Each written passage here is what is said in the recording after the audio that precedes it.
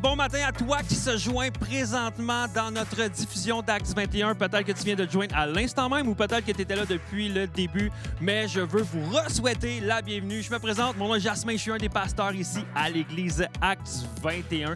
Et merci de te connecter avec nous ce matin. Peut-être que tu es à la maison, peut-être que tu es en vacances, peut-être dans un chalet, peut-être que tu es partout au Québec en train de voyager. Bref, merci de prendre le temps de nous écouter. Et on sait que vous êtes plusieurs à nous suivre semaine après semaine, que ce soit directement en live à l'heure que vous le regardez présentement ou peut-être que vous le regardez en rediffusion, vous l'écoutez dans la voiture lorsque vous voyagez, vous l'écoutez en podcast, en audio, peu importe. Merci de prendre le temps parce qu'on fait ça pour vous. On fait ça vraiment parce qu'on veut vous servir, on veut que vous puissiez connecter avec Dieu et que vous puissiez vraiment être vraiment béni par qu'est-ce qu'on fait. Et peut-être que tu te joins à nous puis tu ne sais même pas qu'est-ce que c'est Acts 21. Rapidement, Acts 21, on veut être une église axée sur le 21e siècle. On veut faire l'église d'une manière pertinente pour aujourd'hui. Et on croit au message de la Bible. On croit que la Bible, c'est la parole de Dieu, est encore bonne pour aujourd'hui, est encore efficace, puis elle transforme encore des vies aujourd'hui. C'est pour ça qu'on est des centaines, et voire même des milliers à écouter nos lives puis à triper parce qu'on croit que notre Dieu est encore vivant ici à Acts 21. Bref! Avant qu'on puisse s'en aller vraiment vers la prédication à Acts 21, on aime chanter. On aime chanter à notre Dieu. Puis on aime juste chanter notre amour et notre affection à lui. C'est pourquoi on va aller rejoindre Stéphane et Marc-Pierre qui nous dirigent en louange ce matin. Et par la suite, on va avoir un pasteur invité. Je suis vraiment excité. C'est un de mes meilleurs amis. Il s'appelle Jean-René Bibeau. C'est un des pasteurs de l'église La Chapelle au Maryland, dans le fond, à Montréal. C'est un homme incroyable. C'est un homme de Dieu qui aime Dieu, qui a un zèle qui est tellement vrai, authentique. Vous allez voir, il nous fait rire, mais en même temps, il est passionné de Dieu. Alors, on s'en va à la louange. Après ça, on s'en va voir Jean-René et on se revoit à la toute fin. Donc, bon dimanche à Acts 21. À plus tard. Oh, nos yeux sont sur toi, Fils de Dieu, notre Sauveur, toi l'image de l'amour, gloire à ton nom pour toujours. Oh, nos yeux sont sur toi.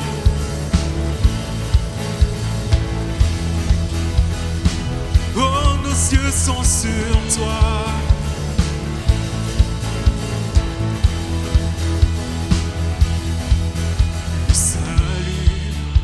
Transperce l'obscurité et le royaume avance à la vitesse de la lumière. Liberté qui fait vibrer l'atmosphère.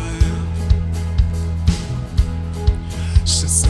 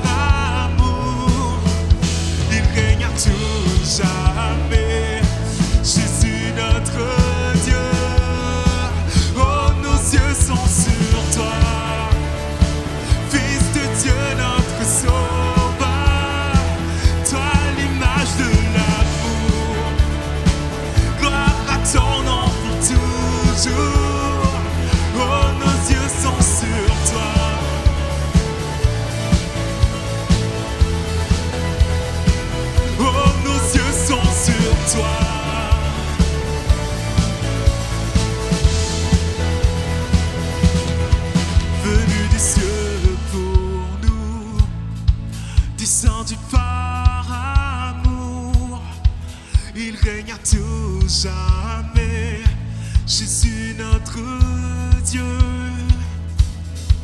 venu des cieux pour nous, descendu par amour, il règne à tout jamais. Jésus notre Dieu, oh nos yeux sont sur toi.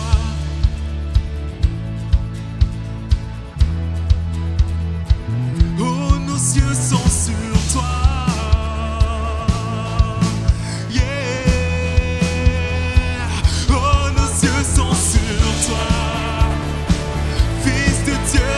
Sauveur, toi l'image de l'amour, gloire à ton nom pour toujours. Oh, nos yeux sont sur toi.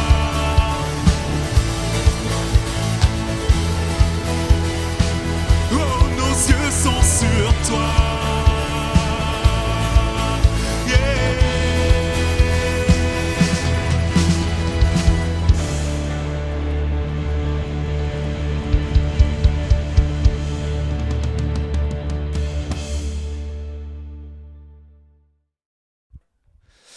Hey, bonjour Axe 21. Mon nom c'est Jean-René. Je suis vraiment content d'être avec vous aujourd'hui pour le message. Je veux remercier toute l'équipe qui m'a invité pour le message aujourd'hui, de faire partie de cette série-là sur mon verset préféré. Hey, avant de te dire mon verset, j'aimerais ça commencer par une histoire. Moi, là, j'ai toujours été le gars qui dérange. Depuis que je suis jeune, tu remarques peut-être, là, j'ai mes petites lunettes que je trouve un peu funny, funky. Ben, j'ai toujours été comme ça. Depuis que je suis jeune, je suis le plus jeune de ma famille, je suis le seul gars avec 2 sœurs. J'ai toujours été celui qui dérange, qui fait le clown, qui fait rire. Puis dans mes classes, je me rappelle, j'étais à l'école primaire. Puis une de mes professeurs, elle était convaincue que je ne ferais rien dans la vie. Puis la seule chose que je ferais, c'était peut-être aller en prison, quelque chose comme ça. Elle ne voyait pas d'autre chose qui pourrait se passer. Moi, sur l'heure du dîner, au lieu d'aller avec tout le monde jouer dehors, j'étais trop excité, énervé. Dans ma tête, ce qui se passait, là, c'est que ça roulait 200 km/h. Ça roulait toujours 2 fois plus vite que les autres. Les autres parlaient, puis ça courait. Le professeur expliquait quelque chose au tableau, puis j'avais compris avant qu'il ait fini. C'était toujours... Ça allait jamais assez vite. Fait que ce que ça créait, ça, c'est que tout le monde était impatient, puis je tapais ses nerfs à tout le monde. Fait que moi, sur l'heure du dîner, je mangeais tout seul, mon petit bureau, à côté du bureau du directeur. Je voyais tout le monde jouer dehors, puis moi, on m'avait assis là, parce que j'étais trop intense. Bon, ce que j'avais besoin de faire à ce moment-là, c'était de jouer dehors. Les autres, ils pensaient que c'était peut-être le bon moyen, mais toute ma vie, ça a été comme ça. J'ai grandi après, puis c'était comme ça. J'arrive à l'église, je deviens chrétien, toujours trop intense, trop parler fort, chanter fort. Je me rappelle même une fois à un concert, je chantais de toutes mes forces, j'avais du fun, puis là, je chantais, puis c'est Luc Dumont, puis là, je chantais, j'étais de bonne humeur. Puis il y a un gars de sécurité qui vient me voir à côté qui dit « Excuse, peux-tu chanter moins fort, ça dérange les autres? » C'est comme ça. J'ai toujours dérangé. Puis, je me rappelle, je suis arrivé à Sherbrooke, j'avais 19 ans. Avec cette intensité-là, avec toujours le désir de faire rire autour de moi. Puis, un moment donné, il y a quelqu'un qui m'a dit « Hey, ça te tente-tu de venir avec nous autres dans un voyage missionnaire en Alberta? On va partir en Alberta avec la gang de jeunesse. » Puis là, moi, j'étais « Ah non, jamais je vais aller en Alberta. Moi, je veux être au Québec, francophone, power. » Puis là, j'étais comme « Ouais, ouais. » Mais il m'a pris par mes sentiments. J'avais un band dans ce moment-là, puis il dit ton band va venir, vous allez pouvoir jouer là-bas en Alberta. Je disais « OK, pour le band, peut-être bien que je pourrais venir. » Puis, ce pasteur-là, c'était David Potier. Puis David Potier, à ce moment-là, il voulait vraiment que je vienne. Puis à un moment donné, on parle ensemble, juste avant d'y aller au voyage, puis il dit « Jean-René, si je veux que tu viennes, sais-tu pourquoi? C'est parce que je le sais que si tu viens, les jeunes vont rire puis vont avoir du fun. » C'était la première fois que quelqu'un croyait en moi pour qui j'étais. Pas pour ce que j'allais devenir, pas que si j'allais me calmer, je pourrais faire quelque chose, mais juste parce que j'étais drôle, excessif, que je parlais tout le temps, que j'avais toujours des idées, que j'aimais ça rire et niaiser. Il se disait, ben moi, j'ai besoin de toi. J'ai besoin que toi, tu viennes. Puis David, il m'a payé le billet d'avion pour que je puisse venir avec la gang en Alberta. Parce que j'étais un gars qui dérangeait. Puis ça, là, c'était la première fois qu'au lieu de voir le problème, on voyait une force. Au lieu de voir le TDAH, le trouble, tout d'un coup, c'est une possibilité. Puis ça a changé ma vie, ce voyage-là. Parce que mes chums qui étaient dans le band de musique, eux autres, au lieu de prendre l'avion, ils ont pris l'auto. Puis se rendre en Alberta, ben, ça prend 4 jours. Fait que eux autres, ils ont pris le tour pendant 4 jours, puis moi, ben, j'avais pris l'avion, fait que ça m'a pris 4 heures. Fait que j'étais déjà en Alberta avec les jeunes. Puis j'avais pas d'autre distraction qu'eux autres. Puis c'est à partir de ce moment-là que j'ai découvert que la piqûre m'a pris d'investir dans les gens, de prendre du temps avec les gens, les discussions qui se sont passées à partir de ce moment-là où je pouvais être moi-même, puis c'est ça qu'on voulait de moi. On a cru en moi comme j'étais.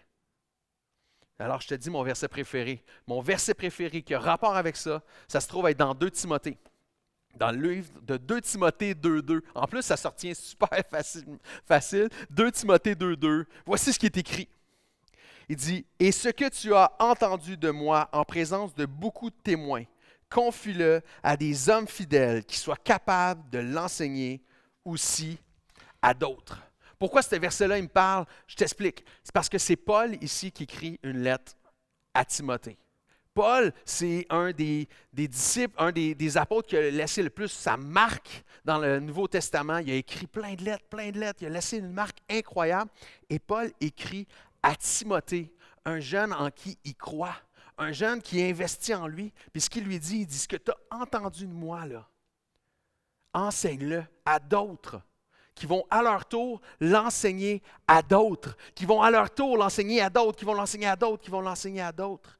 Paul, il comprend qu'il y a une vue d'ensemble. Dans ce texte-là, il y a 4 générations. Tu as Paul, Timothée, ceux qui vont entendre ce que Timothée dit et ceux qui vont entendre ce que ceux qui ont entendu de Timothée vont entendre. Il y a 4 générations qui est là. Il y a une vue d'ensemble, de voir plus loin que le gars à problème. Voir plus loin que le gars qui s'énerve et qui fait plein de bruit. Voir plus loin que ça. Dans Matthieu 4, verset 18, Jésus appelle Pierre. Jésus appelle Pierre. Voici comment ça se passe. Jésus est là. Il marche. 4, verset 18.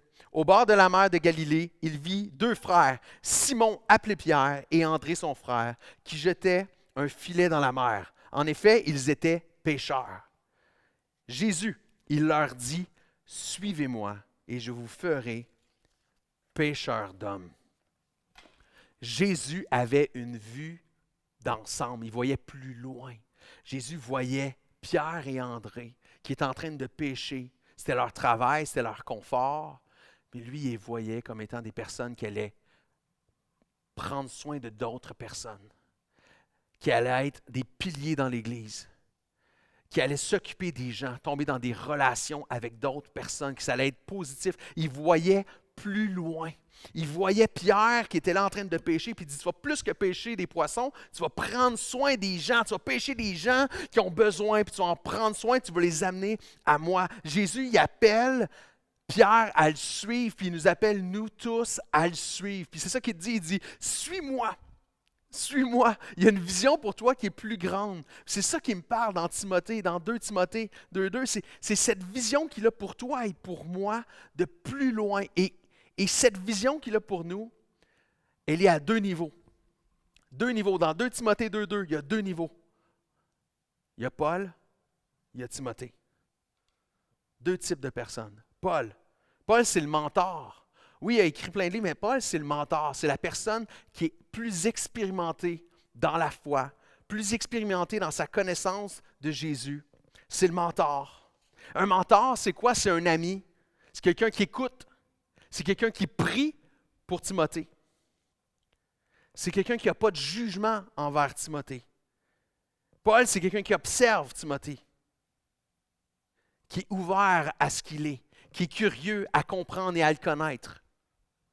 Paul est authentique avec Timothée. Paul partage son expérience à Timothée. Et partager son expérience, c'est d'être vulnérable. C'est de partager autant les bons comme les mauvais. Et c'est ce que Paul fait. Paul est capable de dire les choses dures. Être un mentor, c'est être capable de dire les choses que tu n'as pas le goût d'entendre, mais qui sont tellement bonnes pour toi. Paul célèbre les petites victoires aussi. Être un mentor, c'est célébrer les petites victoires de l'autre, du Timothée. Et chacun de nous, on est appelé, chacun de nous, on devrait chercher à être un Paul pour quelqu'un. On devrait tous chercher ça. On devrait tous chercher à être comme ça pour une personne. À être un mentor. À être un mentor qui va apporter. On devrait tous chercher à avoir comme Paul a eu un Timothée, quelqu'un en qui qu'on va déverser. Peu importe combien de temps que ça fait que tu es croyant. Ça fait peut-être 1 an que tu crois en Jésus, mais il y a quelqu'un autour de toi, dans l'Église, à quelque part, dans un connect group, une groupe connexion, qui a besoin que tu investis en lui. Il y a quelque part quelqu'un que tu pourrais lui dire, toi, c'est quoi ta façon de voir Jésus? Que tu pourrais l'aider à suivre Jésus. On peut tous être comme ça. On peut tous être. Un mentor, c'est quoi? Je te compare ça avec une gousse d'ail. Parce que l'affaire, là, c'est on a l'impression que c'est trop compliqué d'être un mentor. C'est un gros mot, c'est quelque chose de je ne peux jamais être un Paul pour quelqu'un. Mais, tu sais quoi? Un mentor, je compare ça à une gousse d'ail.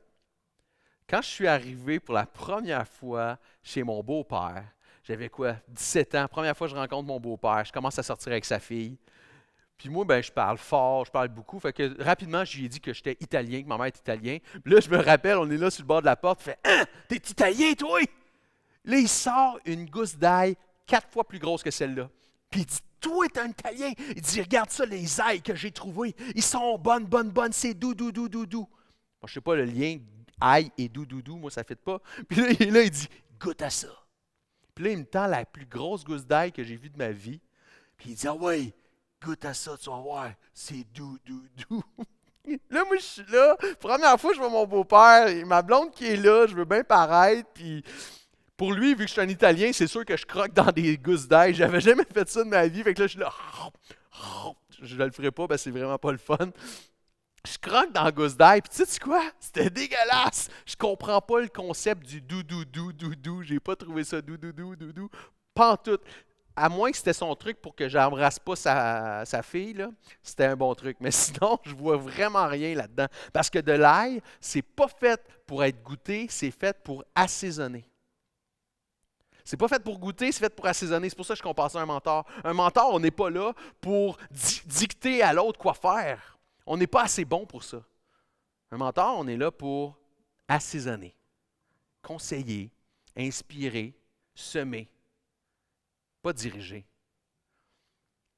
Cherche quelqu'un qui va t'inspirer. Cherche quelqu'un que tu peux inspirer. C'est ça un mentor. Et aussi, tu as Paul, mais l'autre type, tu as Timothée. Timothée, c'est celui qui cherche à être mentoré. Qui cherche quelqu'un qui va croire en lui. Timothée, Paul, pour lui, a été quelqu'un qui l'a aidé à comprendre. Qui lui a aidé à ouvrir ses yeux, qui l'a inspiré, qui l'a motivé, qui l'a recalibré, qui l'a motivé à transmettre à son tour. Et puis,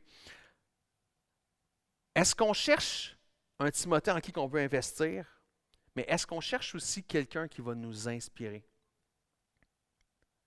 Je trouve qu'on est dans un monde très solitaire, que par nous-mêmes, on est comme un peu des robots. On cherche à être des robots qui font les choses par nous-mêmes, qui vont défaire des foules, qui vont aller gagner la guerre, mais seuls. Mais la réalité, là, c'est que Jésus nous appelle à être en relation. En relation, c'est quoi? C'est aussi chercher avec qui qu'on va être encouragé, qui va nous inspirer, qui va donner de la saveur à notre vie. Je trouve qu'un des problèmes des fois dans l'Église, c'est qu'on essaie de faire les choses toutes seules. Puis on pense trop que notre vie chrétienne, c'est quelque chose de toute seule. Puis je connais plein de gens qui ne cherchent pas des modèles. Tu as besoin de modèles. J'ai besoin de modèles. Puis ça, c'est un combat. À chaque année, je dois chercher. Hey, je dois gagner en humilité. Chercher un modèle, là, c'est accepter qu'il faut être humble.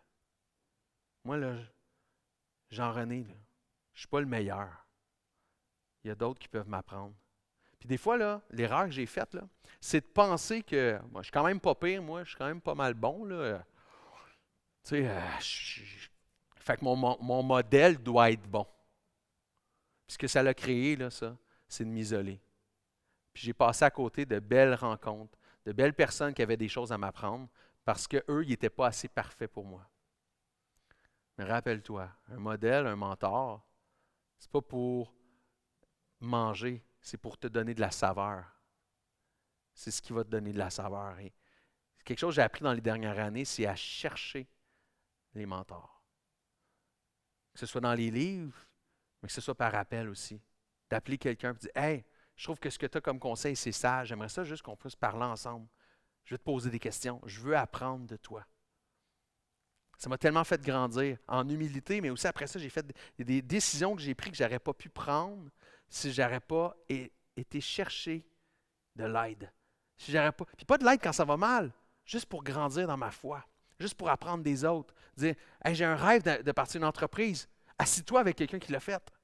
Pas obligé de trouver celui qui a fait la plus grosse entreprise, quelqu'un qui l'a fait, puis que tu vois qu'il porte du fruit au niveau de sa foi, puis pose-lui des questions. C'est ce que Paul nous encourage à faire, c'est ce que Jésus encourage à faire, c'est ce que la Bible constamment, c'est des relations, c'est une vue d'ensemble. Puis quand on pense qu'on est la seule personne à tout savoir, on va juste frôler ce qu'on peut atteindre. Mais lorsqu'on ouvre, qu'on accepte de donner à d'autres, qu'on vient chercher ce que les autres ont, on s'ouvre puis on accomplit 10 fois plus. 10 fois plus. Quand tu acceptes de donner à quelqu'un, quand tu acceptes de donner, de transmettre, ça va t'aider à mieux comprendre la Bible. Ça va t'aider même à te battre plus parce que tu le fais aussi pour quelqu'un d'autre.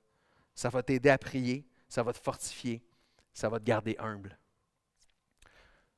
Voici ce que Jésus a dit juste avant de partir. Dernier passage de Matthieu 28. Dans le livre de Matthieu, dernière chose que Jésus dit. 28, versets 18 à 20. Jésus approcha et leur parla ainsi. Tout pouvoir m'a été donné dans le ciel et sur la terre. Jésus est en train de dire, je peux tout faire. Je peux tout faire. Alors là, tu te dis, aïe, aïe, il peut tout faire. Qu'est-ce qu'il va nous demander de faire d'abord? Allez, faites de toutes les nations des disciples. Baptisez-les au nom du Père, du Fils et du Saint-Esprit. Enseignez-leur à garder tout ce que je vous ai appris. 2 Timothée 2,2. Ce que Paul dit à Timothée. Enseignez-leur à garder tout ce que je vous ai prescrit. Et voici, je suis avec vous tous les jours jusqu'à la fin du monde. Jésus est en train de dire, il dit, si tu prends soin des autres, si tu cherches à faire des disciples, si tu cherches à transmettre à d'autres, à aider d'autres à grandir dans la foi en Jésus-Christ, je suis avec toi. Moi qui est capable de tout faire. Je trouve ça tellement puissant. C'est ce que Jésus nous demande de faire des disciples. Voici, c'est quoi être chrétien. Être chrétien, c'est ressembler à Jésus. Être chrétien, sans transmettre ce que Jésus m'a donné, ce n'est pas complètement être chrétien. On passe à côté de la chose la plus importante. Sinon, on serait enlevé et on irait tout de suite avec lui. Moi, si je suis sur terre ici, c'est pour pouvoir transmettre ce que Jésus a fait pour moi. Et Jésus a fait quelque chose pour toi. Peut-être pas beaucoup, pas grave. Tu peux le transmettre à quelqu'un qui a besoin de l'entendre. La prière que tu es capable de faire, que tu fais. La lecture de la Bible, la nouvelle, le verset que tu as découvert. L'expérience que tu as vécue qui t'a fait du mal, mais que tu en as sorti plus fort, puis que Jésus t'a donné une paix, tu peux la transmettre à quelqu'un. Il y a tellement de choses que tu as vécues, qu'on a vécues, qu'on les garde seulement pour nous. Mais lorsqu'on les donne à d'autres, c'est comme si là, ils font quelque chose de plus grand. Puis tout d'un coup, ça prend son sens, puis ça prend vie. Je termine avec une histoire. Quand il y a quoi, 7 ans? 7 ans, moi, ma famille, qui habitait à Sherbrooke, on avait un grand appartement à 2 étages sur le bord de la rivière, énorme. On a décidé de partir à Montréal. Ben à Montréal, les apparts, ils étaient petits. On s'est trouvé une petite appart minuscule. Je ne revenais pas la grosseur de notre chambre, c'était la grosseur de la chambre de bain où j'étais à Sherbrooke. Chaque chambre, c'était comme ça. Tout était petit. Les 3 enfants, on se pilait ses pieds. Puis je me rappelle la première année qu'on habitait à Montréal, on trouvait ça tellement dur. Il n'y avait pas de soleil qui rentrait dans la maison, mais l'hiver avait été difficile. Puis je me rappelle là, comment on était épuisés de ce petit endroit-là. Il arrive le mois de mars, la semaine de relâche, puis on prend une semaine de congé. Après presque 1 an habité à Montréal, on prend une semaine de congé, puis on s'en va en Beauce. Parce que mon beau-frère et ma belle-sœur, les parents de ma belle-sœur, il y avait un petit coin à nous prêter où on pouvait dormir. Puis je me rappelle, on prend l'auto, c'était une Dodge Caravan mauve avec la peinture écaillée, on la remplit, les 3 enfants qui est là, ma petite fille qui a 2 ans, 1 an et demi, et la plus jeune, 1 an et demi, on remplit ça. Puis on s'en va en Beauce. Je me rappelle, on est sur l'autoroute, je suis en train de conduire, j'ouvre ma fenêtre, il y a encore de la neige, puis je suis là, je crie « 1, 2, 3, Beauce! » Le désir que j'avais d'aller en Beauce pour juste décrocher. On arrive là-bas, on nous accueillait avec un pâté à la viande maison, une tarte aux fraises, aux fruits à maison. Ah, c'était le bonheur, avec le feu de bois. Je suis assis pendant que mes enfants jouent dehors pendant la semaine et j'écris dans mon journal. Je commence à rêver. Et une chose que j'écris dans mon journal, c'est ce désir de transmettre ce que Jésus m'a transmis. Puis un des rêves que j'ai, c'est qu'un jour, j'allais écrire un livre pour pouvoir transmettre à d'autres. Mais moi, ce qu'il faut comprendre, c'est qu'à l'école, là, mon premier livre, je l'ai lu, j'avais 20 ans. J'avais de la misère à l'école. Fait qu'écrire un livre, c'est quelque chose de bizarre. Mais j'ai eu ce rêve-là des années. J'écrivais ça. Je me disais, un jour, je vais écrire mon livre. Mon. Puis cette année, en début janvier, je suis en train de prier, prendre un temps de prière, de juste comme, qu'est-ce qui se passe? Qu'est-ce que Dieu, tu veux? Puis je me rappelle, oui, de ce projet-là d'écrire un livre, mais je me rappelle aussi que Dieu, ce qu'il veut, c'est 2 Timothée 2:2. Que ce que j'ai appris de lui, je puisse le transmettre à une autre personne. Puis la meilleure façon de le transmettre, c'est de prendre du temps puis d'avoir un projet commun. Puis tout d'un coup, pendant que je suis en train de prier sur ce projet-là, d'écrire un livre, tout d'un coup, il y a quelque chose qui s'illumine en moi que, hey, pourquoi je le vois comme mon projet? C'est le projet de Dieu. Puis tout d'un coup, il y a un nom qui me vient en tête. Un gars qui a tellement de potentiel d'écriture, qui vient de finir sa maîtrise en littérature, puis que quand il me parle de littérature, il est passionnant. Puis tout d'un coup, pendant que je suis en train de prier pour lui, je me rends compte que ce que Dieu m'appelle à faire, c'est à transmettre. Puis je commence à écrire dans mon journal pour la première fois notre livre. Que ce n'est plus mon livre, mais que ça va être notre livre à moi et Xavier. Puis je commence à prier pour lui, puis à voir que ça va être ensemble, puis commencer à croire que, wow, la possibilité que lui il écrive son premier livre parce que je vais croire en lui. Puis je commence à être excité chez moi. Puis je suis tellement excité, puis j'écris plein d'affaires dans mon journal. Puis là, j'écris, je dis hey, « Xavier, il faut qu'on aille manger ensemble. » Puis là, on se trouve un rendez-vous. Puis là, j'ai envoyé un Google Agenda avec le titre « JR et Xavier, notre » écrit en gros « livre ». Puis je commence à y parler de ce projet-là, puis comment Xavier, ça l'emballe aussi, puis qu'ensemble, on embarque avec « Wow, on va écrire ensemble notre premier livre ». Comment ça a pris un autre sens parce que je n'étais plus focusé sur moi, mais j'étais en train de voir que quelqu'un d'autre, je pouvais semer un peu en lui. Et ce livre-là qui faisait des années, 7 ans que je réfléchissais, en 4 mois, il s'est écrit. Aujourd'hui, on a fini de l'écrire. Puis on passe à la partie de correction, puis éventuellement de chercher un éditeur et tout.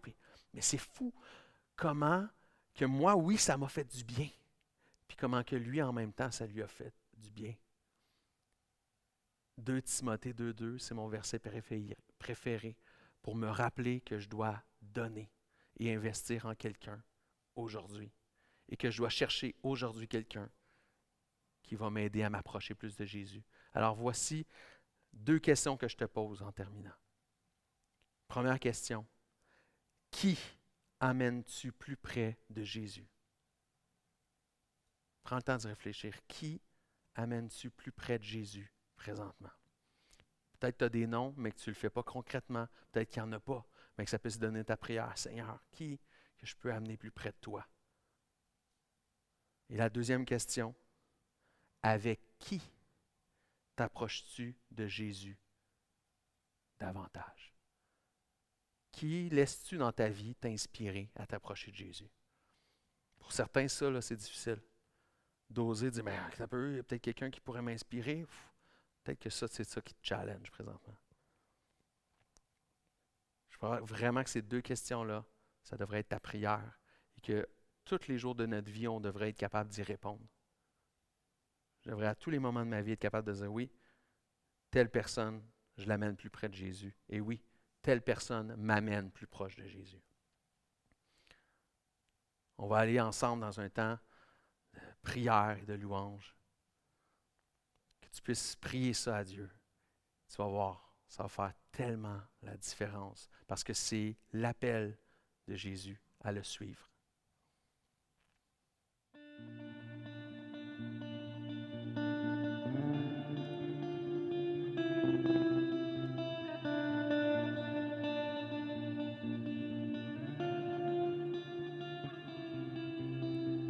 Ô Dieu créateur, là au départ, bien avant le début des temps.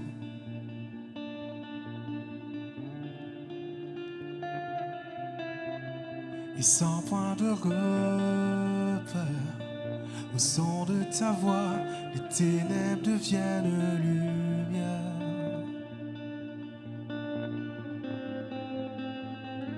Et quand tu parles, 100 milliards de galaxies voient le jour. Et les planètes sont façonnées par ton souffle. Si les étoiles t'adorent, je t'adorerai. Je vois ton cœur dans tout ce que tu as fait. Chaque étoile qui brille témoigne de ta grâce. Si la création te loue, je te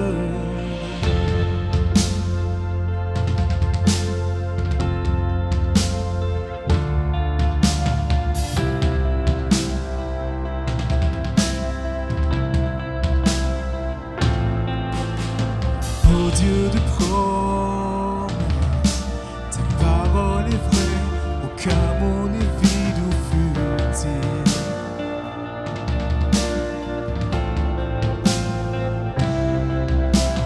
Et quand tu l'ordonnes, la nature et la science s'alignent au son de ta voix.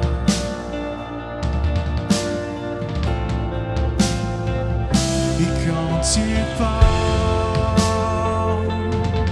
100 milliards de créatures prennent vie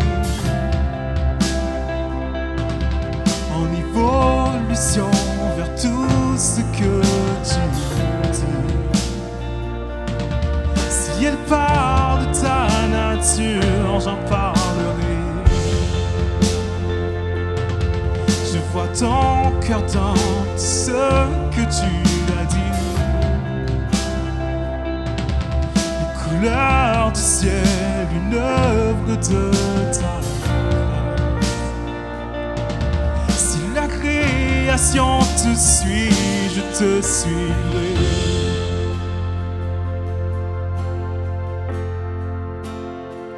Je te suivrai. Oh. Je te suivrai.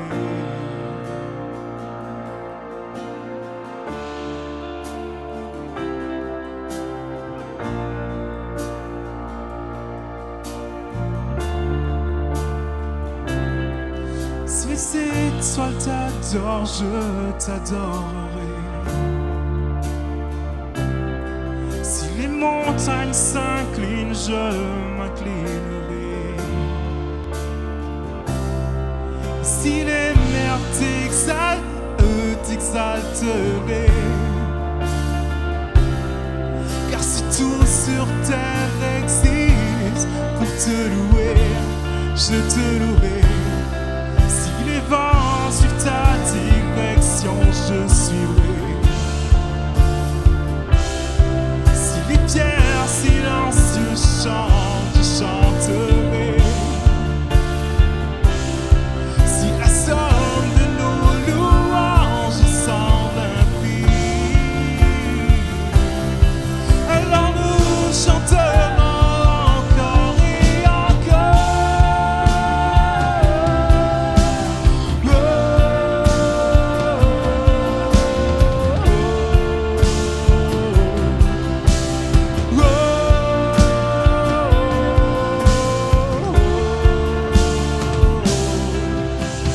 Oh Dieu rédempteur, venu pour mon cœur, malgré mes échecs, mon orgueil.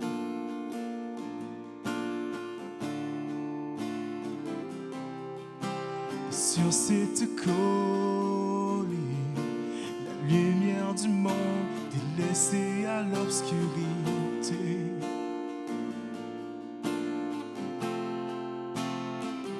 Et quand tu pars,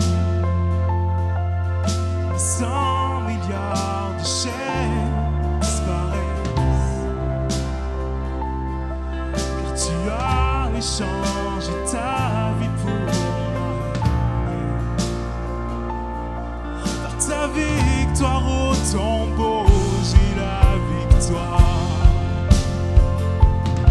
Je vois ton cœur dans tout ce que tu as fait. Tu le tisses dans le chef-d'œuvre de ton œuvre. Si tu as tout donné, je veux tout donner.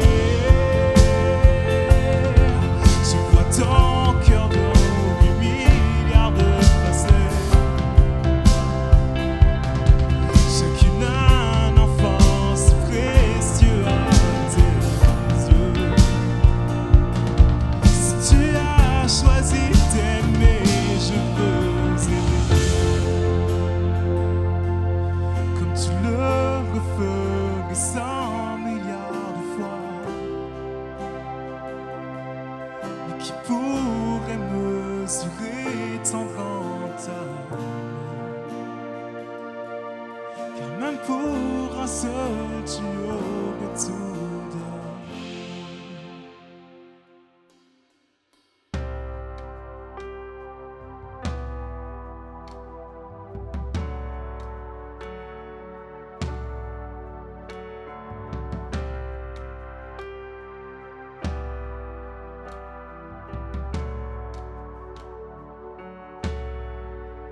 Tu es vie et amour, tu brilles dans les ténèbres, tu restaures, donnes espoir à tous les cœurs brisés. Dieu, tu es grand.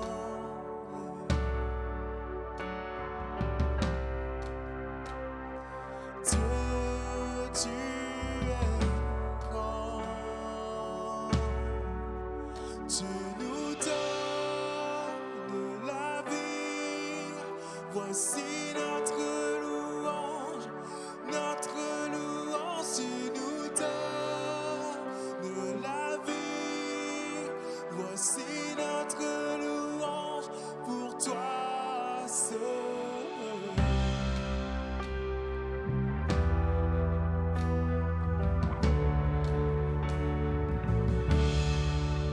Tu es vie et amour, tu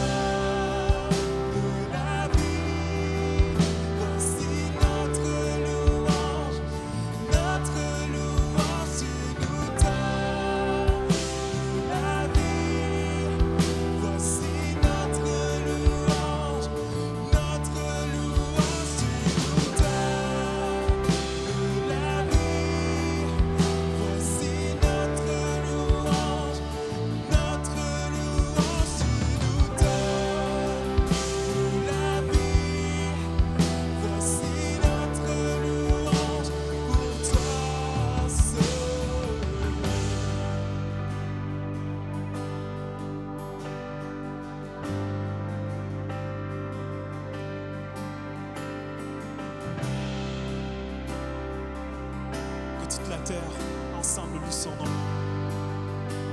Yes. Et toute la terre louera ton nom, nos cœurs s'écrient, tous chanteront. Dieu, tu es grand. Et toute la terre louera ton nom, nos cœurs s'écrient, tous chanteront. Dieu, tu es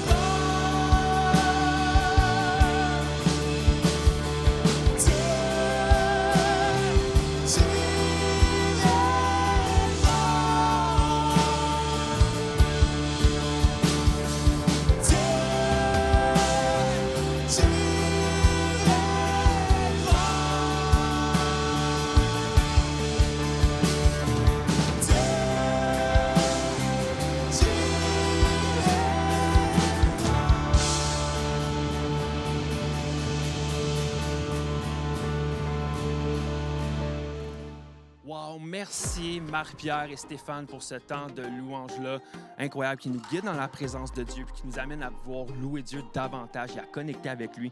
Mais merci également à Jean-René.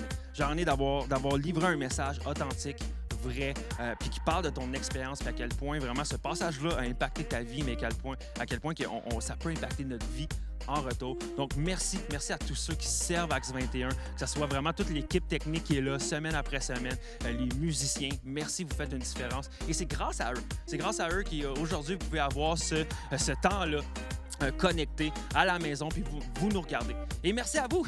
Merci à vous qui nous regardez semaine après semaine, que ce soit lors des diffusions live, que vous commentez, vous êtes présents, mais également que vous regardez peut-être en rediffusion, que ce soit en podcast, que ce soit en vidéo à la maison, peu importe. Merci de nous écouter et merci d'être là live. Mais mine de rien, on ne va pas rester live très longtemps parce que le 20 septembre, Dieu voulant, on planifie revenir ensemble le 20 septembre, que ce soit au Théâtre Magog à Magog, au Théâtre Granada à Sherbrooke, de se réunir ensemble. Pour vrai, j'ai vraiment hâte de pouvoir vous voir, d'être ensemble, de louer Dieu, de chanter, d'avoir des personnes live, des personnes vraies qu'on va pouvoir voir, limite toucher, on ne pourra pas trop, mais au moins on va être là sur place. Donc, restez à l'affût. Suivez-nous, que ce soit dans vos lettres de nouvelles qu'on va vous envoyer par courriel, que ce soit vraiment sur nos pages Instagram ou Facebook, on va vous envoyer toutes nos informations. Donc, si vous n'êtes pas connecté sur les réseaux sociaux, allez vite sur Instagram, ajoutez Église Acts 21, abonnez-vous vraiment à cette page-là, que ce soit sur Facebook. Allez et tapez Église Acts 21 et cliquez sur j'aime. Et même il y a un petit onglet là pour recevoir les notifications en priorité. Allez vous connecter là-dessus pour savoir toutes les nouvelles qui s'en viennent prochainement pour ce qui est de notre retour le 20 septembre dans nos théâtres respectifs à Magog et à Sherbrooke.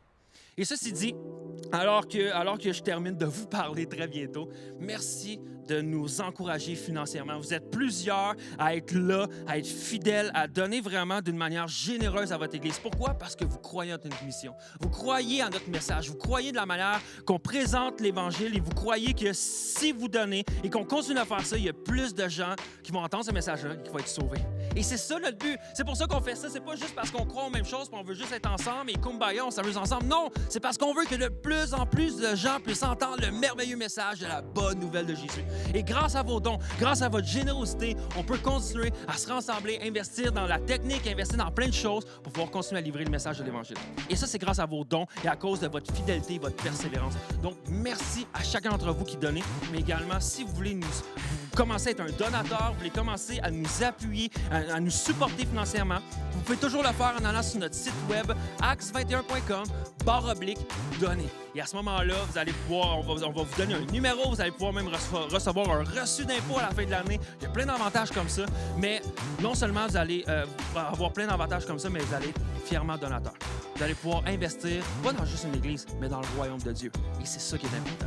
Donc, merci de votre générosité. Merci d'être avec nous semaine après semaine. Comme je disais tantôt, on a hâte de se voir. D'ici là, persévérez. Lâchez pas, n'abandonnez pas votre foi, n'abandonnez pas votre zèle, n'abandonnez pas vos temps de prière, votre temps de lecture. Restez fidèles à Dieu que lorsqu'on va retourner ensemble le 20 septembre, on va être tout feu, tout flamme, ensemble, pas nécessairement de se revoir, mais également de louer notre Dieu et d'être ensemble à louer notre Dieu. Donc, je vous souhaite un excellent dimanche, une excellente semaine et on se revoit la semaine prochaine. Manquez pas ça, j'ai hâte de vous revoir. Ciao tout le monde!